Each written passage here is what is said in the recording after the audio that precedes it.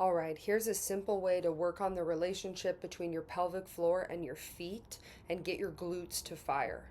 So it's all about the setup here. You're going to keep a good arch in that forward foot and making sure your weight is between all 3 points on the foot. If you need more on that, there's a video on that for you.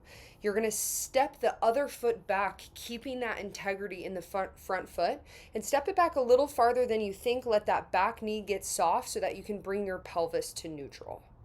And then we're going to keep our ribs and our hips in the same orientation. So we're not leaning side to side or forward or back. And although I'm exaggerating a bit here, your body will do this in a micro way and completely avoid you actually using your butt. It's pretty amazing once you start paying closer attention to how you move.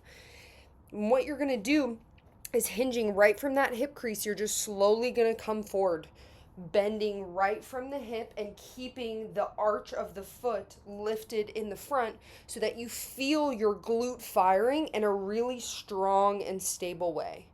What you don't want to do is let your torso scrunch up on the side, because then you're going to end up working your back instead of your butt. So keep both of the space between your ribs and your hips long and even. Here I'm showing you from the side, hinging right from that hip.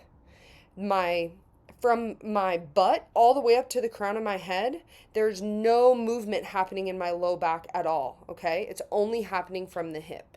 And be aware, you're going to have to draw that hip away from the top rib probably, because it likes to hike up there so that the butt doesn't actually have to work as much. And now the same thing on the other side. See how slow I'm setting up? It's all about getting a solid foundation. The back knee is nice and bent.